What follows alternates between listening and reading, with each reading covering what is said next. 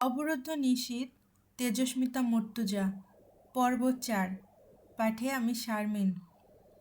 ঢাকাতে আখির লাশ পাঠানো হলো ফরেনসিক টেস্টের জন্য। তা মুস্তাকিন চেয়েছিল না। সে দিনাজপুরে আব্দুর রহিম মেডিকেলে পাঠাতে চাইছিল, ব্যবস্থাও করেছিল। সিনিয়র ইনচার্জ রাজি হননি। আখির মা মুস্তাকিনের হাত ধরে কান্নাকাটি করছিলেন। আমার মেয়েটার শরীরটারে আর কোনো শোয়ারের হাতে দিস না বাপ। আমারে মা মনে কইরা আমার কথা রাখ। আমার বিচার লাগবো না, আমার আখির দেহটারে দে, বাড়ি নিয়ে যাই। এ কথা ফেলার মতো নয়, অথচ ওপর মহলে হুট করে সিদ্ধান্ত বদলেছে। এসব নতুন নয় এই লাইনে, তবে এই শেষ অবধি যেতে হলে তাকে সজাগ থাকতে হবে প্রতিপদে। রাত ৮টায় ডিআইজি স্যারের সাথে কথা বলে কার্যালয় থেকে বের হলো। টিমের সকলের খুব খাটুনি হবে এই মামলায়। এখানে কোথাও না কোথাও এতপ্রেতভাবে জড়িয়ে আছে রাজনৈতিক বিষয়বাদী আর সমাজের উঁচু পর্যায়ের পদ্ধতিগত বল প্রয়োগ, যার ঘাপলা খুলতে বেশ বেগ পেতে হবে তাদের। রাস্তা পার হবার জন্য দাঁড়ালো। ফোন বাজছে। ফোন জিনিসটা নেহাত বিরক্তিকর, বিশেষ করে যখন রিং হয়। মায়ের কল। এখন পুরো দিনের ফিরিস্তি চাইবে। খাওয়া, গোসল, শরীরের যত্ন, বাড়ি ফেরার তারিখ, কল রিসিভ করলো না। ক্লান্ত শরীর ফ্ল্যাটে ফিরে গোসল দিয়ে এরপর নিজেই আবার কল করে নেবে। বিকেলে থানায় কাউন্সিলর হুমায়ুন পাটোয়ারি এসেছিলেন। মুস্তাকিন গিয়েছিল সেখানে। সে প্রশ্ন করল হুমায়ুন সাহেবকে, আপনি ভিকটিমের পারিবারিক জায়গা থেকে উচ্ছেদ করতে চাইছিলেন, এরপর তারা গেল না। তার মেয়ের সঙ্গে এমন কিছু ঘটল, সন্দেহ যদি আপনার ওপর যায়, তা নিয়ে বক্তব্য কি আপনার? হুমায়ুন পাটোয়ারি হাস্যোজ্জ্বল কণ্ঠে জবাব দিয়েছিল, উচ্ছেদ করা কোনো কঠিন কাজ নয় মুস্তাকিন, আর এমনই নয় তা আমি পারতাম না। তাই এরকম একটা কাজের ব্যাপারে তার সঙ্গে এমন খারাপ কিছু করার প্রশ্নই ওঠে না। তারা সময় চাইছে, আমি দিছি, না উঠলে উঠায় দিতাম, যেহেতু এটা আমার কাজ। কিন্তু তাই বলে এমন কিছু? মুস্তাকিন ঠোঁট উল্টে ধীরে ঘাড় ঝাঁকালো। আপনার প্রতিপক্ষ দলকে? হুমায়ুন পাটোয়ারি পান খাওয়া দাঁত বের করে চমৎকার হাসলেন। সহজ হিসাব, আগের বার যে মেম্বার ছিল এই এলাকার সে, আর এবার যেহেতু আমি বা হামজা মেয়র পদপ্রার্থী হয়ে নির্বাচনে দাঁড়াবো, তাহলে বর্তমানে মেয়র সাহেবও বলা চলে আমার বিরোধী। সে কিন্তু আবার আমার বেয়াই ভাই লাগে। মুস্তাকিন আসলে বুঝতে পারছে না এই কথার ওপর ভিত্তি করে আর দুইটা লোককে সন্দেহের তালিকায় রাখা উচিত কিনা। হুমায়ুন পাটোয়ারি যা বোঝাতে চেয়েছেন তা হলো, তারা হুমায়ুন পাটোয়ারিকে বদনাম করার জন্য আখির সাথে এই বীভৎস খেলায় মত্ত হতে পারে। আর কি কোনো সাসপেক্ট থাকতে পারে এই খুনের দায়ে? আখির পরিবারের সাথে একটা বিশদ আলোচনা দরকার। হতে পারে আরও কেউ কোনো সাহায্য করতে পারবে। কোমর বেঁধে নামতে হবে। তার আগে ল্যাব টেস্টের রিপোর্ট চাই। আরও জিজ্ঞাসাবাদ করতে তথ্য প্রয়োজন, যেটা ফরেনসিক টেস্টের পর আসবে। দুপাশে মাথা ঝাঁকিয়ে দিল। গাড়ি চালাচ্ছে সহকারী মাহমুদ। ও হোটেল দেখে তাকে বলে, গাড়ি থামান। মাহমুদ গাড়ি থামালো। মুস্তাকিন নেমে গিয়ে হালকা পাতলা কিছু খাবার কিনে নিল। ফ্ল্যাটে রান্না করার চাচিটা দুদিন হলো আসে না। এখন মুস্তাকিনের রান্না করার এনার্জি নাই। অ্যাপার্টমেন্টের গেটে দেলোয়ার বলল, স্যার তোমার তো চিঠি আইসে গো। দেলোয়ারের দুষ্টু হাসছে। মুস্তাকিনও হেসে ফেলল। চিঠি শুধু প্রেমিকার কাছ থেকে আসে না। আজকাল আর প্রেম চিঠিতে হয় না। উন্নত দুনিয়ার প্রেম হয় উন্নত উপায়ে, উন্নত ডিভাইসের মাধ্যমে। হতে পারে দেখ, এটা আমার মৃত্যুর পরোয়ানা পাঠিয়েছে কোনো এক শুভাকাঙ্ক্ষী ভালোবেসে। দেলোয়ার দাঁত বের করে হাসলো। তোমারে আবার কেডা মারার সাহস করব? যত বড় একখানা পিস্তল প্যান্টের ভিতরে নিয়ে ঘোরো।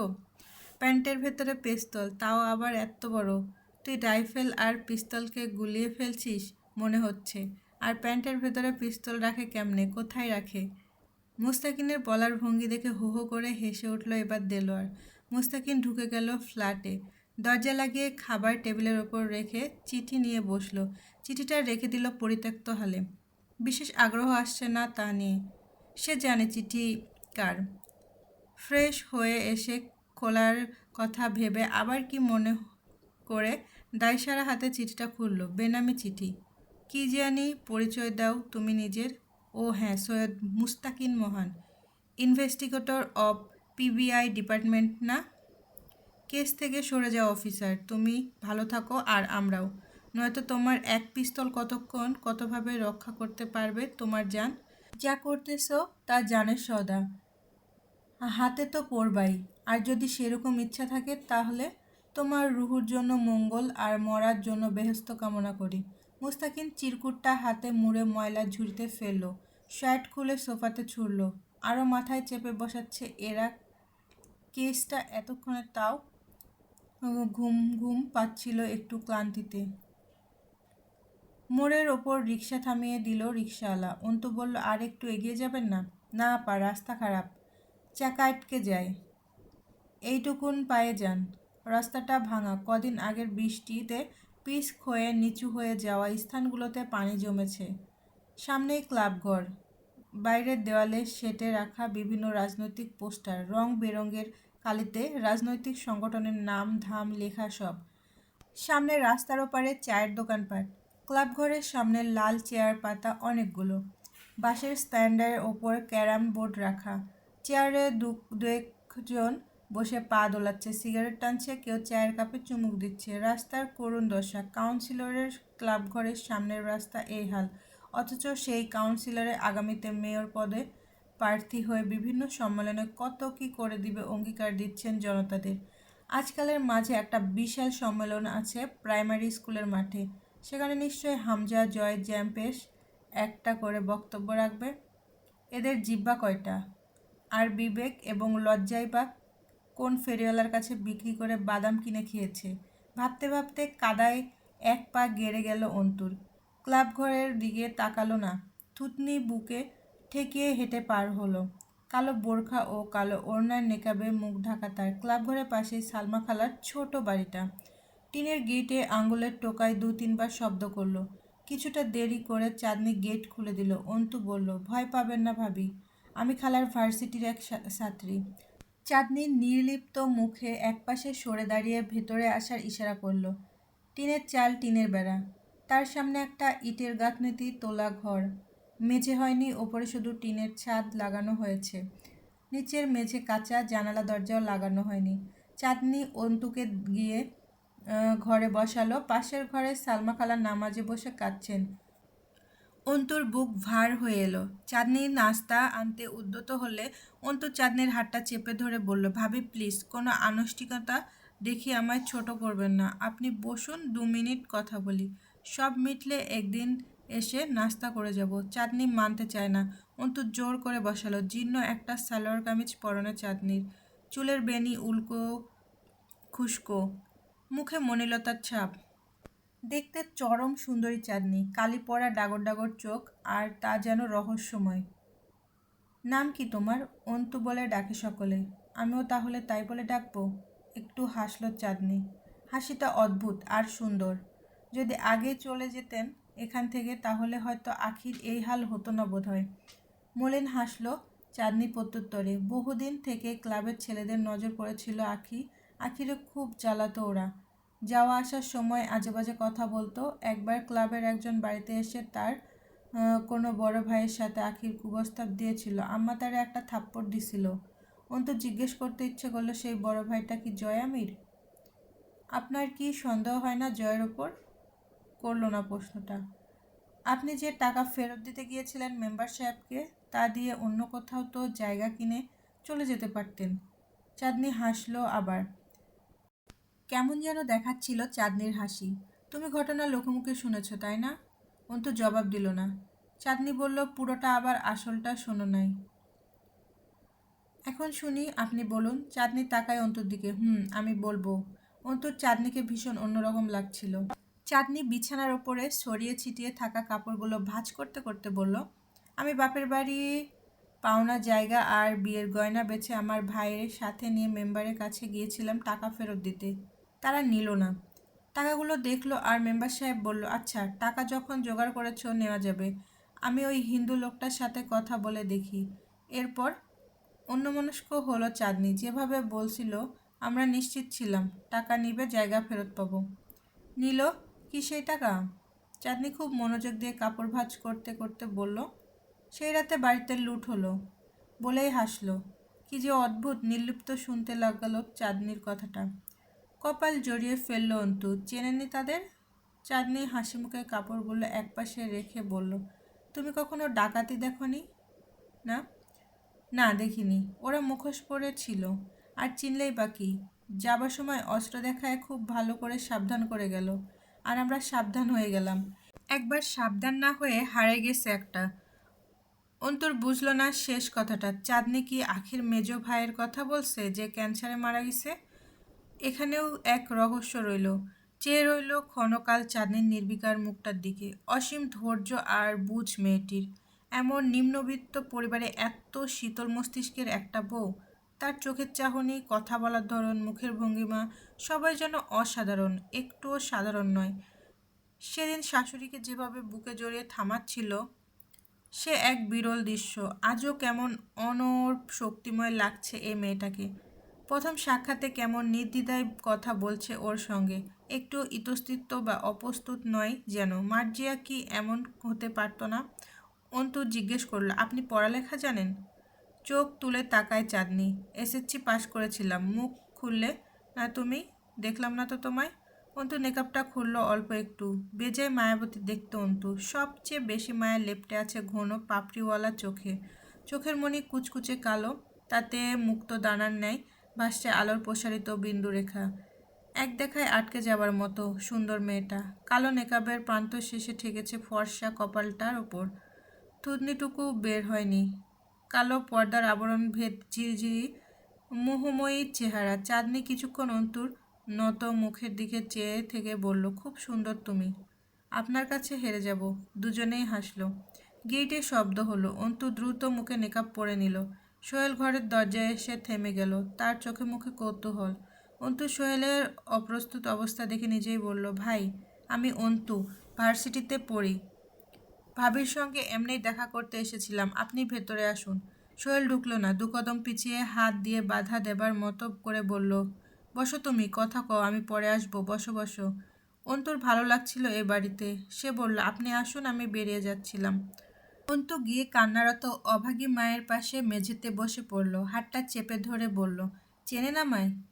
চিনলেন সালমা অন্তুকে? ভার্সিটিতে কমন রুমে দেখেছেন বহুবার। আপনি এভাবে কাঁদছেন কেন? ক্লাব ঘরে পৌঁছাচ্ছে নিশ্চয়ই। আপনার কান্নার স্বর পৈশাচিক আনন্দ দিচ্ছে ওদের। আপনার এই আর্তনাদ, নিজের দুর্বলতা অন্তত শত্রুর কাছে প্রকাশ করতে নেই। মুখে হাত চেপে কেঁদে উঠলেন সালমা। অন্তু বলল, যখন কেউ কষ্ট দেবার লক্ষ্যে কষ্ট দেয় তখন একদম উচিত নয় কষ্ট পাওয়াটা তাদের দেখানো। হয় সেই পরিমাণ সেইভাবে ফিরিয়ে দিতে হয়, অথবা চুপ থাকতে হয়, অন্তত তাদের সামনে। সালমা খালা অন্তুর এই ভারী কথা বুঝলেন কি না কে জানে। বললেন, কিন্তু ওরা তো কিছু করে নাই। অন্তর জানালার দিকে তাকিয়ে বলল, নিজেকে সান্ত্বনা দিচ্ছেন? সালমা খালা কান্না সামলালেন। এরপর বললেন, ওরা কিচ্ছু করে নাই অন্তু। ক্যাডা করছে আল্লাহ মাবুদ জানে। এই পুলিশেরা আমার বেটির লাশ দিতেছে না কেন?